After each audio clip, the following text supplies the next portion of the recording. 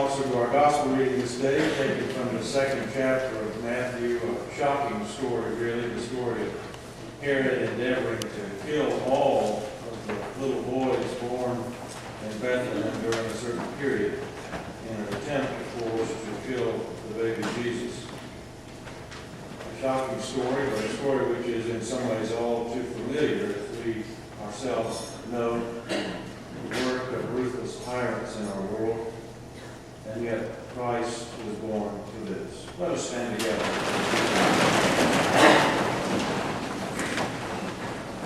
Now, after they had left, an angel of the Lord came to Joseph in a dream and said, "Get up, take the child and his mother, and flee to Egypt, and there remain until I tell you. For Herod is about to search for the child to destroy him." Then Joseph got up, took the child and his mother by night, and went to Egypt, and remained there until the death of Herod.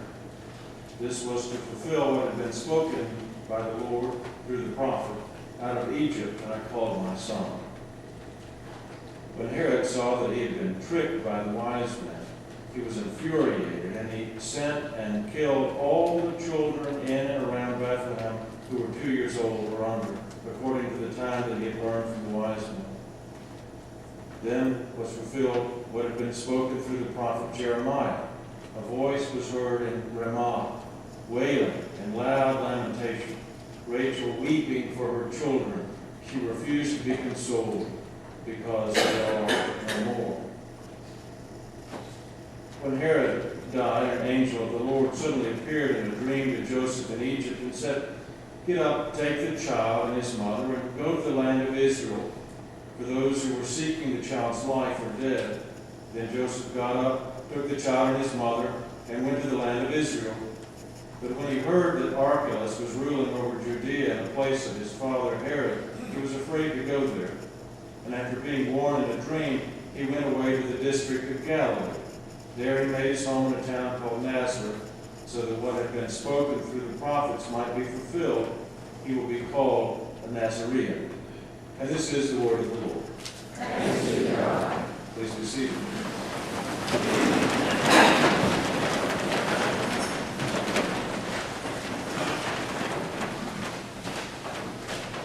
Well, it seems that before we put Christmas away for the year, there is one more thing we need to do. Today is the day that Christmas grows up. We remember the sweetness and the goodness of the season, the manger scene, the angels singing so angelically. But now we have to set some of that aside. There is a new year. Frankly, there are some old realities to which we still have to attend. It's not all sweetness and light. And the scripture from the gospel guides us. The scripture guides us, and by saying that, I mean that it causes us to focus on the world as it is. In this world, Herod the king commits an unspeakable horror, killing all those children in Bethlehem. But isn't that really just the kind of ruthless thing that despots and tyrants in our world do? We sort of wish that this would surprise us more. Honestly, it sounds like something that we might read in the headlines in the paper at night. And when a tragedy of this magnitude and sadness occurs, we do what we usually do. We look down through the list of victims to see if there are any names we know. There aren't. We shake our heads in sadness and some disgust. And then we give thanks that this time Jesus and his family have miraculously escaped. In Bethlehem this year, 2007, nearly 65,000 tourists came to the traditional site of the birth of Jesus. The peace talks in Annapolis had some effect. That 65,000 visitors was approximately 4 times as many as had been able to come the year before. But Manger Square, it seems, is still a mess. Everywhere there are signs of peace, but it is an uneasy peace. Everywhere there are reminders of the 4,400 1,200 Palestinians who have been killed and the 1,100 Israelis who have died in the conflict over the last 7 years since the renewal of the Palestinian uprising called the Intifada. There are concrete walls 25 feet high on 3 sides of the little town of Bethlehem. The highest-ranking Catholic priest in Israel was supposed to say a Christmas Mass in the place where Jesus was born, and he had to walk through a steel gate, and he had to hear it clank shut behind him on his way to the Church of the Nativity. In his homily, the priest said essentially the same thing that the mayor of Bethlehem had said earlier in the year. They were asking the world to cease their fighting, asking for a little bit of cooperation between ancient neighbors, the Palestinians and the Israelis, asking for a little more progress toward justice and a little more hope.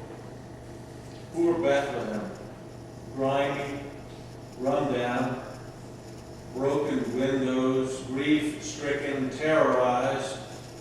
In a picture taken of the city this week, it looks like someone has leaned 2 pretty good-sized cedar trees up against the side of a building.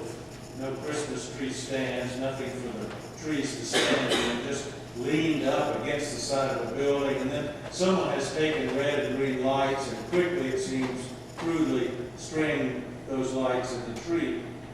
It's no Christmas card in Bethlehem in 2007. And Rachel is weeping for her children. The gospel writer Matthew quotes the prophet Jeremiah here. Rachel was the favorite wife of Jacob in the Old Testament, the mother of Joseph and Benjamin. Here and also in Jeremiah, she's being treated as if she is the mother of the whole nation of Israel. And her weeping is for the memory of Jews being tortured and killed and persecuted in many times and places over the centuries. This year in Bethlehem, she cries for all of us. We can't run away from suffering in our world.